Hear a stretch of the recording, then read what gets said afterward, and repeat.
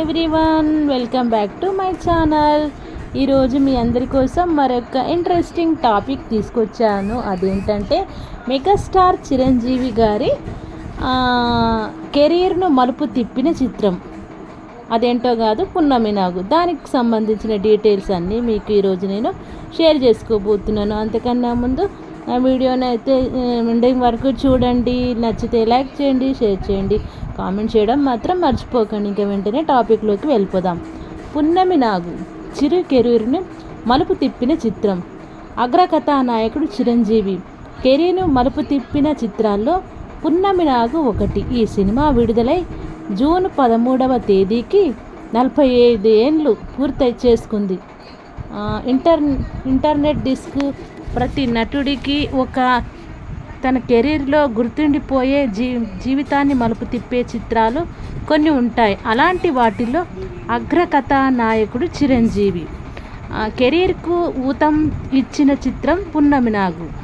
రాజశేఖర్ దర్శకత్వంలో నరసింహరాజు, చిరంజీవి కీలక పాత్రల్లో నటించిన ఈ సినిమా విడుదలై 45 ఏళ్ళు జూను 13, 1980 పూర్తి చేసుకుంది. కన్నడలో ఘన విజయం సాధించిన హన్నీ మీన్ ఏ రాత్రి ఆలే అనే చిత్రానికి Punnami Nagu remake. Rajasekhar taking, K Chandrasekhar సంగీతం, చిరంజీవి, నరసింహరాజు, రతి అగ్నిహోత్రిల నటన సినిమాను విజయపథంలో నడిపించింది.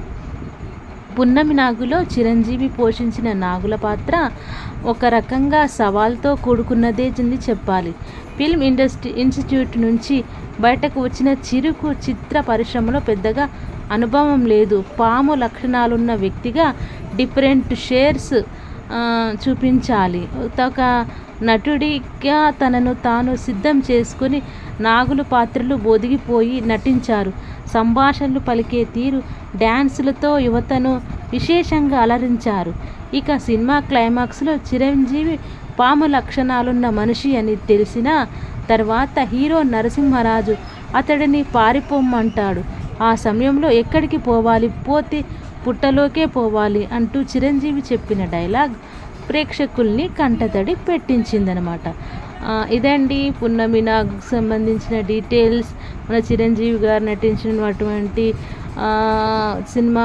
వామ్మో, 45 ఇయర్స్ అయినా కానీ ఆ సినిమాకున్న క్రేజ్ మాత్రం ఈ మాత్రం ఎక్కడ తగ్గట్లేదు. అంటే అంతగా జీవించిరనమాట చిరంజీవి గారు. ఆ టైంలోనే 45 సంవత్సరాలు అంటే మామూలు విషయం కాదు. ఇప్పుడున్న టెక్నాలజీలో అప్పుడు ఏమీ లేవు.